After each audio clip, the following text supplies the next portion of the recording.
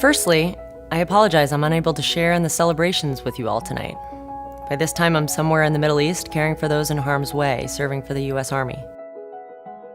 I'm honored and humbled to receive such a prestigious award, especially when I believe my journey of service to the world community has only just begun. I'm honored to receive this award also on such a momentous anniversary of the matriculation of women into St. John's.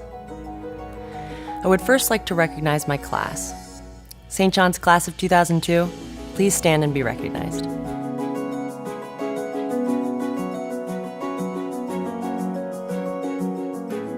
Although we are young, my class has accomplished much. A number of my classmates continue to give back to the community through research and healthcare, public service through government, education, and the arts, and most notably through the U.S. military. I would also like to take a moment to honor the 7 classmates of mine who have served in the U.S. military.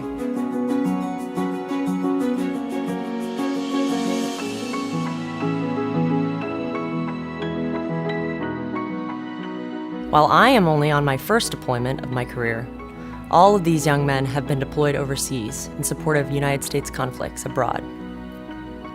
I'd like to take a moment to recognize both them and all those in the room who have served or are currently serving the U.S. military.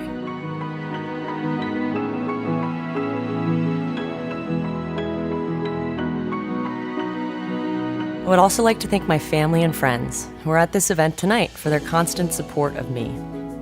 At my table specifically are 2 of my St. John's classmates and best friends, international award-winning playwright Brandon Jacobs-Jenkins, and Emily DeGaglia, who continued to mentor students herself at St. John's as an assistant coach of the women's soccer team for the last 7 years. Also at my table are my older siblings and my parents.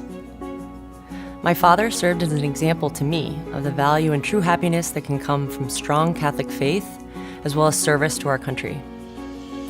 He served for 30 years in the U.S. Army as a physician, including a deployment to the Gulf War before retiring in 2002. My mother is a constant inspiration to me of hard work, academic perfection, and kindness to all. My entire life, she made sure I made it to school on time and every soccer, basketball, tennis, or track practice. Without her, I would not have been able to make it to Mrs. Friedel's AP Chemistry lab that started at 6 a.m. The LaSallian education emphasizes a number of values. The most notable to me as a young person were academic excellence and service. The numerous honors and AP courses the school offered me in science, math, English, and Spanish, quite frankly, made Georgetown courses easy to tackle. Thank you, Brother Martin and Sister Catherine, who've given over 20 years of service to the school. Community service was a requirement at St. John's.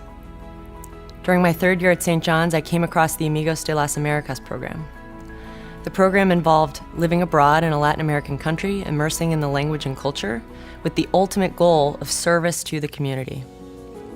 In the summer of 2001, I lived in rural Oaxaca, Mexico, for 7 weeks, performing service by building stoves out of mud and sand and teaching public health to third world people. I cannot remember how exactly I heard about the program, but Sister Catherine and all the St. John's faculty I talked to about it encouraged me to pursue it. Since that first year, nearly 65 St. John's students have participated in the program. Jointly, they have performed nearly 20,000 hours of service for third world communities of Latin America. That's something to be applauded. St. John Baptist de La Salle, the patron saint of teachers, said that God led him, quote, in an imperceptible way and over a long period of time, so that one commitment led to another, and in a way I did not foresee in the beginning. In some way, I feel that my years at St. John's set me on this course and a path of commitments. I'm honored for the recognition of my service to the U.S. military members and families, and humbled to care for those that defend our freedom with their lives. Thank you to St. John's for setting me on a path academically to pursue this career, but most importantly, teaching me the value of service to others, especially the men and women of our armed services. God bless America, and thank you, St. John's, especially for allowing the matriculation of women to this great school.